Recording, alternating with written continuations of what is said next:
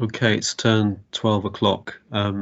I can't see the lobby, so could somebody else let anyone else who's waiting in the lobby in, please? Thank you. No problem, Ian. Okay, a very warm welcome to our event today around mental health resources, mental health and wellbeing resources, our information and Q&A webinar. At this time, during the ongoing pandemic and repeated lockdowns, there are unprecedented pressures on employees and people in the community around their mental health and wellbeing. Warwickshire County Council and our partners have worked hard to put in place support and resources. The session today will present and discuss these resources and how to access them to better equip you and your colleagues to signpost support to individuals, businesses and other organisations. It is brought to you by colleagues from Public Health and Strategic Commissioning and Trading Standards and Community Safety at Warwickshire County Council, Warwickshire Carver and Coventry and Warwickshire Chamber of Commerce. Please note that the event is being recorded for others to view later, so should you remain logged in, we take this as your consent to take part. The information discussed today is current and correct to the best of our knowledge on the 8th of February 2021, so please note this if you're viewing the webinar at a later date. The format will be for our panel to introduce themselves, followed by 3 presentations on health and wellbeing support provision, and you can raise your hand or submit questions via chat at any time. There'll be a Q&A opportunity after each speaker. My name is Ian Flynn and I work in the Economy and Skills Service at Warwickshire County Council, and I will be your facilitator today. I'd like now to introduce our panel. And our first panelist, please, Gemma. Hi everyone, my name is Gemma Stainthorpe and I'm Health Protection Programme Manager at Warwickshire County Council. And as Ian sort of alluded to, we are bringing this webinar today due to increased kind of questions around what services are available at this difficult time, especially sort of thinking about signposting within a business, for example, an employer thinking about an employee or even themselves, and just where to go for that information. So, yeah. Thank you. And Freddie? Hi everyone, my name's Freddie Longfoot. I'm the Adult Mental Health Commissioner at Warwickshire County Council, working alongside Gemma and other County Council colleagues on the call. I'll talk to you today about the Commissioned mental health provision that's available to all Warwickshire residents. I'll also talk about how you can find this information, a bit about bereavement support and suicide prevention and awareness support as well. Thank you. Thanks, Freddie. Jonathan? Good afternoon, everybody. My name is Jonathan Toy. I'm the Group Manager for Trading Standards and Community Safety for Warwickshire County Council. I've also been chairing a twice weekly meeting with all of the regulators looking at business-related issues since the first lockdown on the 25th of March. So we've had lots of experience on working in businesses, some of the challenges that they've been facing. They're delighted to join you today. Thank you. And Tracy? Afternoon everyone, I'm Tracy Southam, Area Manager from Warwickshire Community and Voluntary Action. We work with the voluntary and community sector aligned to mental health in the community. Thank you. And Helena? Hi there, I'm Helena Bassett. I'm here to represent the Chamber of Commerce in Coventry and Warwickshire. We work with a whole range of businesses and we have dedicated support teams. I'm here to find out some information as well as everybody else to help signpost towards those businesses and offer any questions that come in as well. Thank you. Okay, thank you. And there'll be a final panelist who I don't think's joined the call just yet, Anne Prendergast. Yes, don't worry, Ian. I'll just do a quick intro for her. So yeah, Anne Prendergast from CWPT will be joining us at 12:15. She's the lead clinician, mainly focusing on risk and suicide, and she'll be joining us to help field any clinical questions or answer any other questions. Many thanks. Okay, so let's move on then to our first speaker, who is Freddie. Thanks, Ian. So yeah, thanks for all the introductions. It's really great to be here today. Thank you for inviting me to talk about the information and support that's available. So I'll share my slides, so bear with me.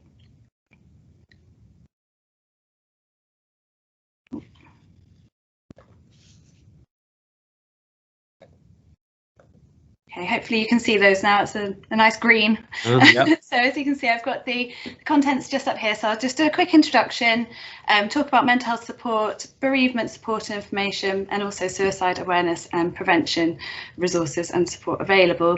As Ian said, we'll have a Q&A session at the end, so feel free to pop any questions in the chat, and we'll get to them at the end.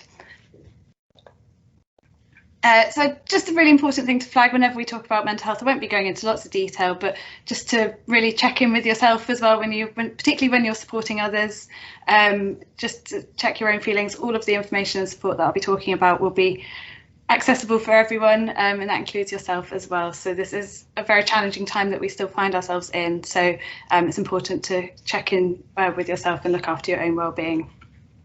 As I said, all of these services are available to support you, so do have a look at them after the session and share them with family, friends and colleagues as well. Just pop this slide right at the beginning because I'll be talking a lot about where to find information. A lot of information is available on the Warwickshire County Council website via those links there. I'll also talk a little bit about Dear Life, which is a suicide prevention information microsite that we've recently launched. So I'll talk about that, and then of course all the social media channels as well, which are worth a follow because then you can keep up to date with any updates, but also any awareness weeks and awareness raising days, which we're always supporting here in Warwickshire. So again, another way to raise awareness of mental health and services and what's happening locally and nationally.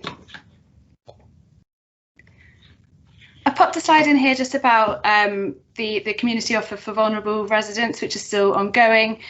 So I won't dwell too much on that because it's not my area of work, but again, just important to flag that as something that is available. So I'll go on to mental health. So this is pathways to information and support. And it's having a think about it. Sorry about this.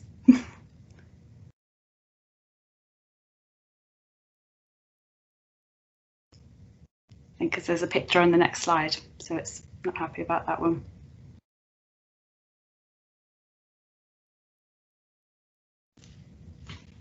Sorry, I'll give it another second. Don't worry, Freddie. And I'll try again. Sure, it's worth waiting for. It's always, well, the suspense. I'll get there. Let me just, I'll close it and reload it and just see if that helps. Sorry about that.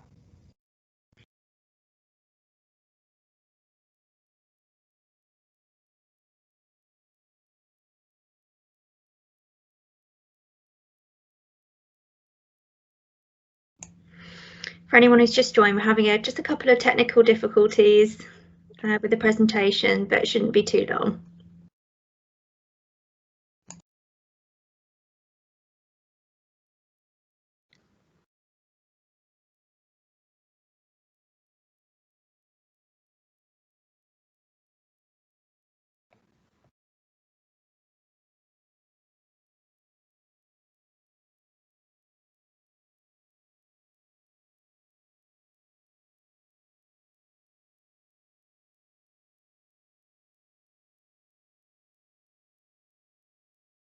Okay, I'll try again. Is that one showing, Gemma? I can see the screen. You've got, yeah, mental health and wellbeing pages. Brilliant. Thank you. Sorry about that, everyone. Okay, so the first webpage that I'd like to just direct everyone to is warwickshire.gov.uk/mental health. Don't worry about writing that down because you'll get it all in the chat afterwards. But hopefully that's a kind of simple first place of information that we'll first think to go to. And how we've structured that page will just show you the range of services that we commission here in Warwickshire, and you'll see that they're designed in the way that there's a choice of access for those who might prefer to speak to someone online or over the phone. In pre-pandemic times, we would have face-to-face support, and there is some of that still ongoing, but it's just worth flagging that while a lot of the services are still accessible, the way in which they might be delivered might vary according to COVID guidelines. So I'll just talk through those services in a bit more detail. So we've got the mental health helpline and web chat. So that's a 24/7 support line providing emotional support to both Coventry and Warwickshire residents. So that's actually one that we jointly commission across the patch. It's available, as I said, 24/7 to anyone aged 16 plus, and there's the telephone number there. We've got Together All, which used to be called Big White Wall, so you might be aware of that. That's an online platform, which again offers a sort of peer support space. It's completely moderated by trained counsellors, so it's very safe, and we've got escalation practices in place that if there is any cause for concern, it will get escalated locally. So again, it's very, very safe. There's peer support there, so you can interact with other service users, but there's also guided courses on there to help you understand either a diagnosis, but then there's also things on there about sleep management, anger management, procrastination, that's a good one. So some really good courses on there that really range from understanding yourself, but also well-being as well. Wellbeing for Warwickshire, so you also might know that as the Wellbeing Hubs. That's provided by Coventry and Warwickshire Mind and Springfield Mind in partnership. So pre-pandemic, they would have 7 hubs across the county that you could access for either drop-ins, peer support or one-to-one. At the moment, they're offering a lot of telephone-based support, so that's the one-to-one sessions, welfare checks. They are looking at some group online courses as well. And if there is anyone that is in need of face-to-face support, that can be offered on a clinical basis if the need arises in a COVID-safe way. But we do just say, visit their website, give them a call and talk about your needs, and they'll be able to advise what is best. So Warwickshire Safe Haven. This is a fairly new one. It's part of our suicide prevention strategy to offer an out-of-hours crisis support. So this is open 6 until 11 o'clock every day, so Monday to Sunday.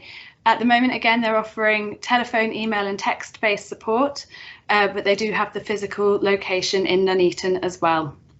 So again, COVID measures apply. I think call them up in advance, and if you do need to see someone face to face, this is if any other support services are closed, do give them a call, and they would be very, very happy to see you. So Reading Well, that also is also well known as books on prescription. So through any Warwickshire library, you can access sort of a peer-assessed reading list of self-help books, and information. And some of those are available as ebooks and audio guides. Check out the app. I think Warwickshire Library subscribe to the Borrow Books app, so you can have a look and download those books yourself. I live in Leicestershire, and there's a similar initiative, so it's definitely something worth checking out.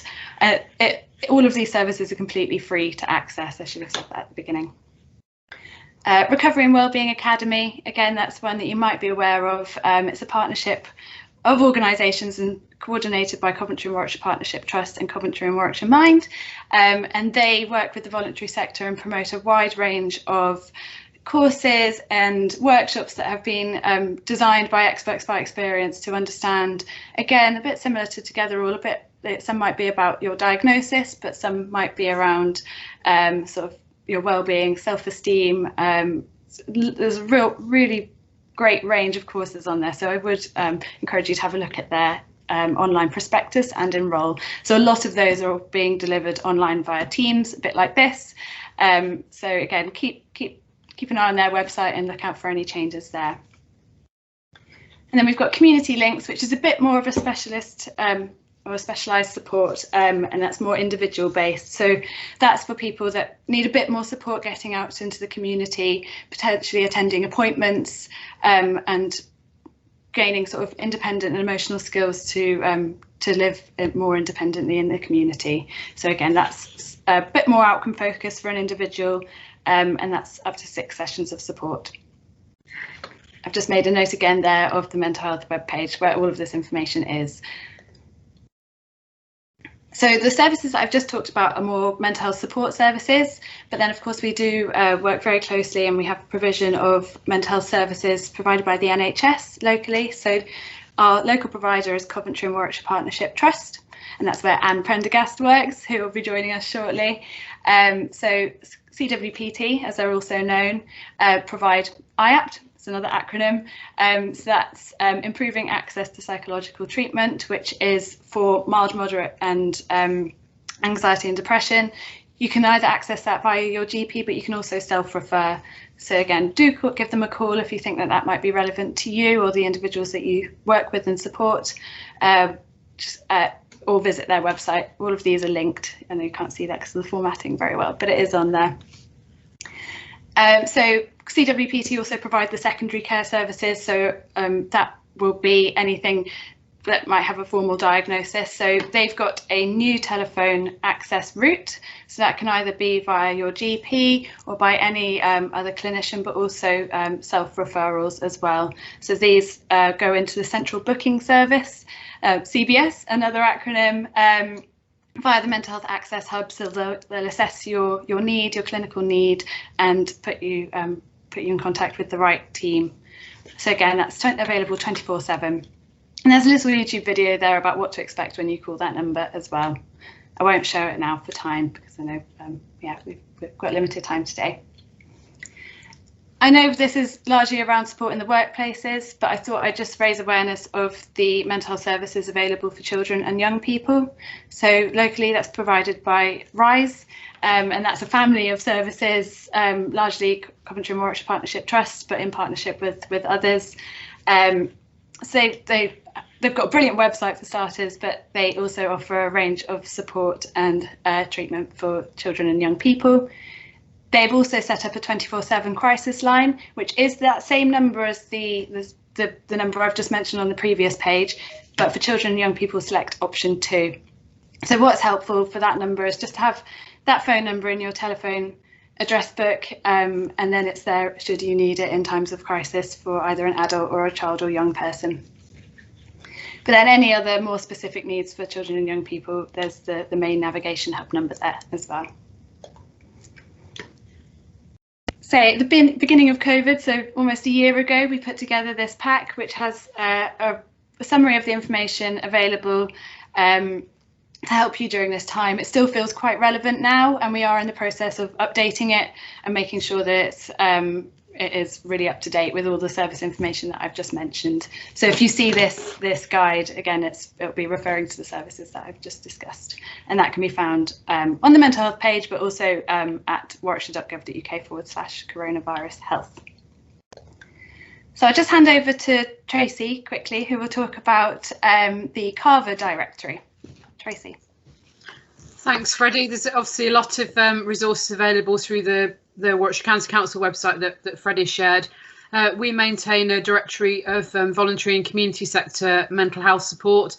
Obviously, for a number of the services that have been mentioned, there can sometimes be a little wait for support. And in response to that, a number of voluntary and community sector providers provide services in the meantime. So the directory that we have provides a range of services from support around suicide, bereavement, mental health support for children and young people, adult mental health services, and similarly to the county, we did a bit of mapping around support during COVID, and a lot of that obviously transitioned to being online and telephone support, and we're doing a bit of a refresh, but that resource is available if people are looking for support to top up the provision that's available through the statutory services that are available. So please come and check out what's available through the sector as well as the other resources.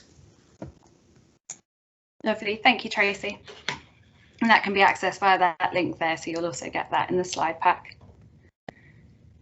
So I'd also just promote a new campaign that we've got launching kind of during this time.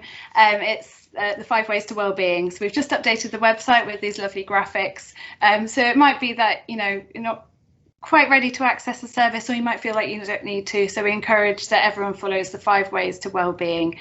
So on each of these links, there's some kind of information and tips that people can do that are quite accessible. I think they've all been written that are sort of COVID safe, so don't talk about meeting up in groups, but of course that will be a web page that we continue to update and promote locally as well, so do have a look.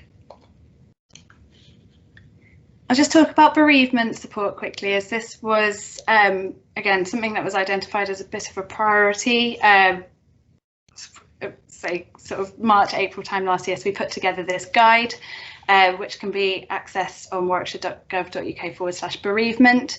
So again, it's just another guide to support individuals during this time, and links to some local and some national services there. I've just linked to the key ones there. So I'll talk now about suicide prevention. This is something that in Warwickshire we've got a strategy and that we're always working towards preventing suicides across the county. So we've done a lot of promotion and raising awareness of services available, and I know Anne's on the call now, so she'll be able to chip in if I miss anything. Hi, Anne. So what is a really good resource, and it's free to anyone, and it's quite an accessible tool. It's free online training provided by the Zero Suicide Alliance. This is online. They've actually developed a range of courses. So one takes 5 minutes, so it's a real sort of overview to what to look out for in individuals and potentially how to have those conversations, to a slightly more in-depth course which lasts only 20 minutes. So it's really accessible. It's all age, isn't it, and the training, so it's for children and young people and adults, but it's quite universal tools and tips they give you, but it's definitely worth having a look and spending 5 or 20 minutes on. So Dear Life, that's the information microsite that I mentioned at the beginning, and this is something that we've been working really closely with partners here, so NHS, so that's with Anne at Coventry and Warwickshire Partnership Trust, but also our CCG colleagues, Coventry City Council and Warwickshire County Council. So this is a Coventry and Warwickshire resource that's got information about mental health and crisis support, but also support with people that are feeling potentially at risk of suicide. So this is a website that's potentially for yourself as an individual, but then if you're also worried about someone as well. So if you click on, these are all links and they take you to a separate web page. The I'm Worried About Someone provides some information about the things to look out for, potentially how to have potentially difficult conversations, and how to look after yourself during that time. Information there about suicide bereavement support as well. And then Dear Life is a blog page which we've actually been keeping up to date with some service information, and as we go on we hope to get more and more blog contributions from services and individuals locally that have their stories that I'm willing to share. I know Anne's been working really hard on that section and engaging partners as well. So it's the idea with this website is to keep it up to date and informative and engaging, and to be a real inspiration for people locally. Anne, did you have anything to add on Dear Life? Sorry. No, it's just that we've been just trying to promote it across our services. I'm actually in the middle of delivering Storm training today, suicide prevention training, and people have actually looked at it and found it really useful to signpost patients. So I thought that was good to hear. Brilliant, thank you, Em. And yeah, any page that you go on, I Need Help Now will always be at the top, and that will take you to the page that has information about a lot of 24/7 accessible services. So do have a look if there's anyone that you're particularly worried about, and share it with them. And then just the last thing is Stay Alive. So this is a free app. This has actually been developed by a charity based in Brighton, I think, and so it's a freely available app, and it's available, it's not location specific. However, and so it's got a lot of national resources on there, and resources about how to keep yourself safe, and again, sort of the things to look after your well-being as well. But we've also got a section on there that links to Coventry and Warwickshire resources. So while it is a national tool, you can click on a bit that says Find Help Now, Find Help Closest to Me, and it will list you a lot of the services that I've just talked about, and tell you how to access them. So it's a really, again, another good app to just have on your phone, to promote with people. This is available again for children and young people 15 plus, and adults as well. So again, a really good tool to have. There's another link to a promo video there, which is really good. So I would recommend watching that in your own time. So that's everything from me. I know that is a lot of information to take on board, but hopefully you can take the slides away and read it in your own time. And then, as I said, share it with friends, families and colleagues. yeah, so any questions, pop them in the chat and we can answer them now if there are any. Yeah, thanks, Freddie. And we've been posting the links as we went along, and obviously we're recording this and it'll be on YouTube on the County Council's website, so people can view and at their leisure later. So yes, any questions, written questions, or you can put your hand up if anyone on the call would like to clarify anything. Gemma, I see your hand up. Yeah, I just want to say thank you, Freddie. Really useful presentation, and I think it's just good to, obviously we can circulate the presentation as well, but it's good to have that resource pack there, especially sort of now and in the coming months as well, because quite mindful of the fact that when certain restrictions are lifted and perhaps if we go back into a tier system, we go sort of slowly back into society, if you like. I think it'd be really useful again there, because there's different anxieties and pressures at different stages of that. And I think that certainly Jonathan and other members on the call, when we've been working with businesses, etc., there are different kind of anxieties at every different point with different restrictions, and it can be a really stressful time, especially thinking about those who whose jobs are quite pressurised at the moment, and that pressure that happens there. I just want to say, yeah, again, thank you. And I think there were quite a lot of people who had requested this. So I think what we're going to do as well is, this has been recorded, I think we need to push this out across those different groups, and just make sure that this is available to everyone, that, including thinking about the places of worship, etc., so that they can watch that back. If you are watching this back, Louisa will put a email address in the chat function, but it will be phadmin@warwickshire.gov.uk if you have any questions following this webinar. So just wanted to say that really to start with. Thank you. Okay, thanks, Gemma. Tracy? Yeah, I guess just a question about capacity for some of the services, Freddie. It may not be a question that you can answer. I guess watching some of the news, etc., it seems there's quite a lot of recognition that workplace mental health is becoming a challenge, and people have obviously had to be working in more stressed environments. Some have had to experience furlough and have had different pressures on their mental health through not working.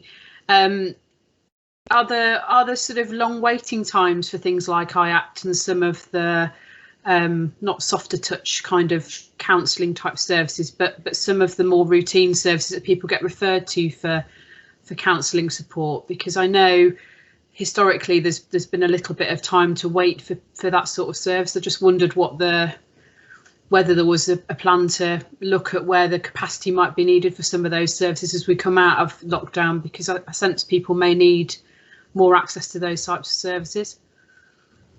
Thanks, Tracy. It's a really good question, and I can't speak for IAPT or any of the CWPT services and the waiting times there. But for the support commission services that I've mentioned, particularly the mental health helpline, that still remains available 24/7. They're very low waiting times to connect. They've actually just introduced a new call handling system that means that if you are placed in a queue, you can hold that place in a queue, put down the phone, and they'll give you a call back. So I know that's not exactly what you were talking about in terms of that counselling support, but if it's in the middle of the night, then there is someone always available to talk to. In terms of additional capacity, we have been we're keeping a really open conversation with our providers, and particularly over the winter months and winter capacity. So we are looking at it, I think is probably the main takeaway message for now. I think the best thing to do would just be to give the providers a call. If you identify someone in that list that you think, yes, that's the type of support that I would like to access, give them a call, speak to them, and they'll be able to give you an indication of how long the wait time might be, but then also any support that you can access in the meantime. And I didn't mention on there, but of course your GP is always a really good point of contact as well. So it may potentially in the first instance maybe speak to your GP. They might refer you, and then also kind of promote a lot of these support services as well. So I'm sure that's not the best answer to your question, but I think it's just to assure people that there is support available during this time. I don't know, Anne, if you've got anything to add for that. I would say in terms of the IAP services, I would just encourage people to make sure that they get themselves referred, and they would be the best place to guide them from there. I think some of the waiting times depends on some teams for therapy may be long, but they were long beforehand as well. But I wouldn't stop people. I would just say to people, refer yourself in, and then we'll get a better picture of what's going on, but back yourself up with everything that Freddie suggested as well in terms of the additional services. Thanks, Anne. Thank you. We have a question in chat. Alan, can I call on you to put the question? It's really just a simple question. Do you have any ideas on how places of worship can play a role in supporting mental health in our area? Thanks, Alan. It's a really good question, and I hope that a lot of the information that I've provided today, you'll be able to take it away and promote it among the people that you see on a daily basis. And I think that's the main thing, really, is to keep promoting these services, to keep letting people know that they're available, because we often find in forums like this and others that people aren't always aware of the support that's available. And I know that means we've got a really big job to promote things online and through our social media channels, but it also comes through word of mouth as well. So anything that you can do to support, and obviously you'll have these slides and hopefully they're in a shareable format that you can take them away. But if you've got any other ideas for sort of resources, do pop an email to Public Health Admin and we'll see what we can do in terms of print resources as well. And I'm just thinking, Anne, there's some training opportunities as well, which might be of interest. I don't know if that's something that... Yeah, as part of the healthcare partnership, one of the projects that we've had is training the wider community in suicide prevention, and it's been really successful. So we're in our third year of rollout. Unfortunately, this will be the last year, but we have got some places available from February up until April. We've had to move some dates because we think they're due to the pandemic, but if you give me, I mean, Freddie's got the new set of dates that we've got. I mean, happy for them to get circulated around. And if people want to attend that training, it's an online training.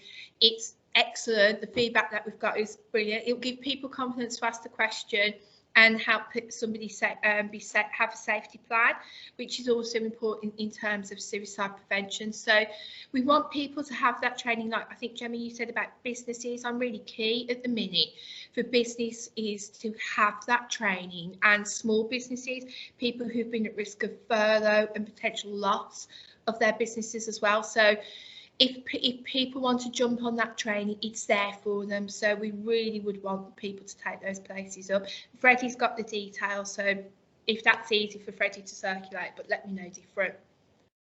Yeah, thanks Anne, and anyone watching who's interested can email the public health email address that we've posted. Thanks, Alan. It's a good question. Couple of hands up. Tracy, I think you were first. Thanks, Ian. Yeah, I was just going to answer Alan's question, if that's okay. I think obviously worth recognising, Alan, that obviously at the moment some of the places of worship are some of the few venues that are actually open for people to attend, and people are naturally going to be perhaps gravitating there that need more support. So I think it's you having awareness of the services that are available, so making people aware of the stuff that's been shared. Also, I think a lot of the places of worship are really invaluable in providing places for some of the voluntary and community sector groups to provide some of the services from. So please keep doing that. That's really invaluable. And also, I think there's a piece around the sort of pastoral care element that churches and other faith buildings provide, and just having awareness of the other services that when that pastoral care element kind of transitions into people needing more mainstream support, really. And I think just having awareness and keeping up to speed, so maximising some of the training that Anne's mentioned and using the resources that are there. But you know, the work that the faith community do is really valuable around mental health and sort of that community for a lot of people, so just keep it going, really. Yeah. Thanks, Tracy. Gemma? Yeah, just wanted to say thank you, Anne, for that, for just highlighting those training bits and bobs that we've got. I think, as you say, it's really important for businesses and organisations to be accessing that. So I think perhaps we could, Freddie, if you could send us the details, that'd be great, and then we can sort of push it out. And I think perhaps Helena, if you want to push that out through as well through your channels, I think it could be, it's a good time to start really pushing that through, because we're going to have some interesting times ahead with regards to businesses opening, etc. And then I just wanted to say thanks, Alan. That was a great question. Obviously, all of the links and things that will be circulated, I don't know if you have in your particular place of worship that you're referring to, whether you have a website or whether you have those kind of resources or that kind of thing, but it's always worth putting links and things on there, so that even when people might be sort of searching through and having a look at your site generally, they can see things, and just kind of making sure that those are highlighted, really. But thank you for that question. We touched on capacity at this time, and in terms of support for SMEs, that we're conscious that larger businesses will have perhaps resources in place for staff, but it's more of a challenge for smaller businesses. So is this a good time, Jonathan, for you to talk about the work that Warwickshire's done around EAP support? Yes, very happy to. I wouldn't mind coming back to Alan's question as well, actually, when I've done that, if that's okay, because I was listening and reflecting on the question. I think we feel very lucky, don't we, in terms of Warwickshire, with all the different resources that Freddie and Gemma have highlighted. We're very fortunate, and we're very fortunate as well as a county council, for those that work with the county council and work with people like Tracy and Helena, that we've got access to some fantastic resources within the council, and we're a council that's very much built on a philosophy of caring for our staff and caring for each other. We've invested very heavily in something called an employees assistance program, which enables anyone who's in the council who wants just a phone call, some advice, someone to speak to, that opportunity to do that. And of course, in talking to Helena and some very good colleagues in the business improvement districts back in the spring of last year, it was very evident, if you are a small business and you do need to offer support, that those kind of services aren't readily available in the same way. And it felt a bit of an unfair playing field, I suppose, particularly when we're seeing some of the issues that are arising with some of our businesses and our business sector. So we took a decision to throw our doors open and offer that service to any business, small businesses within our county, who would like access to that service, or that access for that service for their staff. So we've set up a scheme where a business that operates within the county, who would like to have access to specific support, can do it through our employees assistance program, merely by emailing us, and I'm sure Louisa will put a link to the site for us on the chat. Just emailing us. We don't need any details of the people who are employed by you. We just need the basic understanding that you as a company would like to be part of that scheme. We'll then register you with our program, and then if someone phones up from your business who wants support, they will immediately get access to it. And that doesn't just include an initial conversation with a trained person. It also involves additional counselling session beyond that as well. So it's very much down to the employee to access it, but just merely for the employer to register. We started with small businesses because we thought that was a good place to go, but of course, as lockdown has proceeded, hospitality, personal care sector, and even some of our medium-sized businesses have also indicated that they would like that support. And as Gemma rightly says, we've had a number of businesses share some very personal stories with us. I do recall one business in particular who we were having a conversation with about COVID restrictions and the things we wanted to put in. And of course, What we didn't know, and they fed back to us, is actually they had lost 2 members of their staff to suicide. And they were trying to get the balance between doing the right thing in terms of restrictions, encouraging people to work at home, with caring for their staff as well. And it's a very fine line to tread. And I do feel we are very lucky, as I said, in Warwickshire, to have the kind of services and the support of the Chamber and the BIDS and the Federation of Small Businesses. And that's why we set this service up. So please use it, please access it. And going back to Alan's point, I mean, one of the most important things, of course, is the bit that Freddie talks about is the 5 ways to well-being. And when I was sitting and reflecting, of course, Alan, you've got a guitar behind you. And of course, one of the 5 ways to well-being is a hobby and taking interest in other things, which actually stimulates your mind. It gives you a sense of purpose. We set up things in my team like buddying, because actually we know that people would perhaps far sooner talk to someone on their own. Setting up a buddy scheme is quite a good way of giving support without feeling that people are imposing on it. But also things like volunteering, and it's great that Tracy's on the line, because of course volunteering in itself is one of those 5 ways to well-being. And one of the great things with our faith communities, our places of worship, is there are a great opportunity for people to do things like volunteering, and churches definitely can play a massive role within that. But I think the thing for me most of all, Alan, if I was going to say this from a very personal point of view, is we don't know what the long-term impact of COVID is going to be on our communities, do we? We just don't know. We have no idea what post-traumatic stress might look like, not just for people who have been isolated, but also for the people who are now used to family being around. And those families might dissipate and move back to their normal lifestyle in 6 months, a year's time. That's where we need our voluntary and community sector. That's where we need our places of worship, not just for the period we're in now, but for that longevity of how we provide that support for people in the future. And that's really where I think these kind of conversations, they just have to continue, and we work with you to try and find ways of actually supplying that.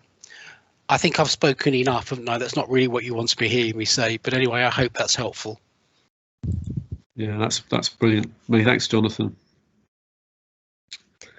Yeah, I just wanted to quickly say thank you so much, Jonathan. You've sort of inspired me to start thinking about things relating to the 5 ways of well-being. I think it's really important to visit that and look at those different ways to well-being, and how you can encourage that within your workplace, within your local community, etc.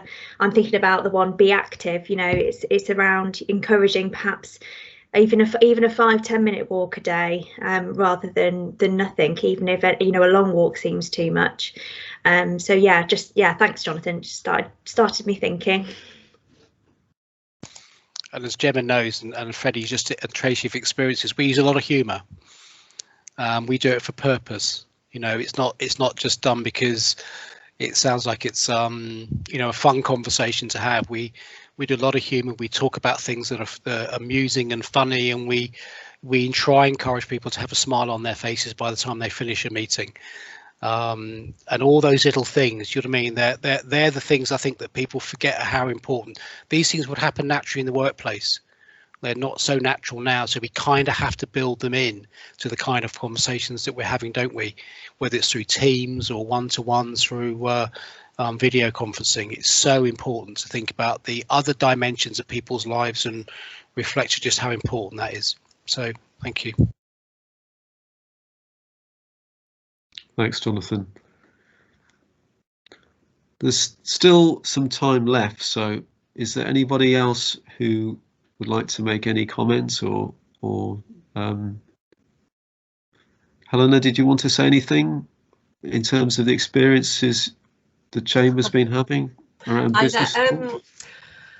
Yeah, to be honest, we share a lot of the reflections that the rest of the people have been mentioning when we're talking to businesses. I think it's more for the businesses we're speaking to, it's more the anxiety and frustration is purely about the unknown and not being in control. And you're talking to business owners who've been in control of everything from the last penny.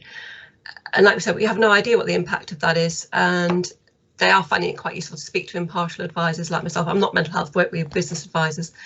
But just let you know, the Chamber does have regular, and this is for any member, any business doesn't have to be a member. We do have mindful events for the business owner. It's usually one of our strategic partners that maybe offer these services, but they will give their time free to just have that arena to make for everybody to attend, but also then people find it very cathartic because they realise they're not the only one in that meeting. There's other business owners in exactly the same position, worrying about themselves, worrying about the families, worrying about the staff, having a range of issues that they know they need to address, and they need the best course of action. I mean, you've opened my eyes this morning to the wealth of support that's available as the teams in Warwickshire, etc. And I'd be absolutely delighted to put that on. My team we've got about 6,000 connections in Warwickshire with businesses. We'd love to put the connections on there. And also I'll get the team at the Chamber of Commerce to put it onto the resources website as well.